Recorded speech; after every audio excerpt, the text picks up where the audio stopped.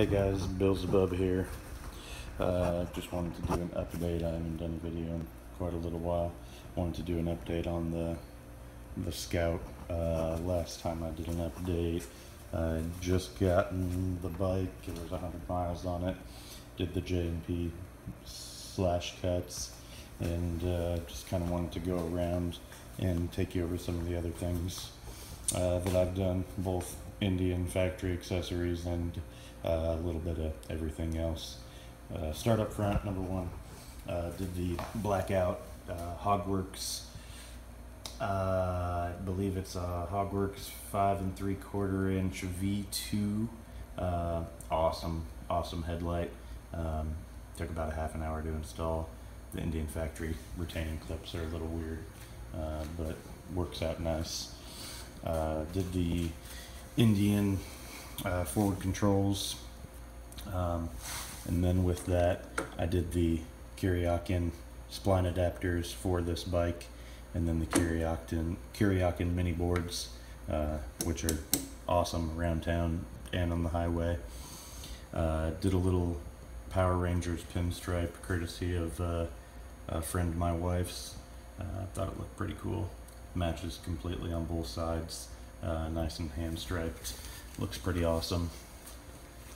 Did one Viking bag, because I don't know if you guys have noticed or not, but everybody who puts Viking bags on these things, because of the hardware problems and the way Viking bags is kind of bottom of the barrel, they all mount in an angle like this and like this, and it looks really stupid. I didn't want to do that, so I mounted it as flush to the fender and as even to the top as I could. Minimal space in between, not touching any moving parts, not close to any moving parts, and the exhaust kicks out just from the bottom of the bag. Doesn't really heat it up at all.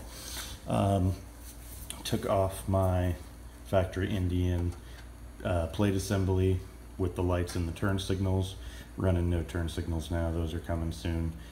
Just figured out exactly what I'm gonna do. To even out the back with my one bag, I did the side mount plate on the left side. Works out really nice, and I've seen some of you guys doing this and spending 100, 150, 200 bucks. I spent $11, and I didn't really have to rig up a whole lot. I only bought one piece, and it is this shock mount bracket right here, from TC Bros. I bought it on eBay. This light and this plate are both Indian. They both came with my bike. This is the light that is actually in the plastic rear assembly that goes back here. It unbolts. This plate is the backing plate for your license plate that's supposed to hang down in the back, and I mean, don't get me wrong, it doesn't look the best. It doesn't look as good as some $200 kits, but it's just as functional. The factory light, you know, it's just as bright as it needs to be. The wiring, I did it on the quick. I'm gonna redo it here pretty soon. Got the Indian tan seat because it just looks better on the black. And what else? Oh yeah, $15 cell phone mount for a bicycle at Target. Happens to work just fine at 80 miles an hour down the highway. I recommend using the rubber bands. I never had an issue, but it definitely helps, and it's nice to have that in your line of sight. But sorry for the 5-minute video. Just wanted to go over everything.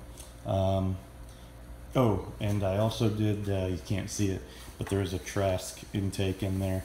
I don't have a programmer or a fuel manager because Trask doesn't actually recommend it with its intake, and with the free-flowing exhaust and the free-flowing intake. I had it in for my 500-mile service at Indian with those two things on, and I didn't try to hide it or anything. They didn't complain. They didn't say anything about warranty. As far as they were concerned, they were impressed. So, yeah. Any questions or anything like that, please leave it in the comments. Thanks.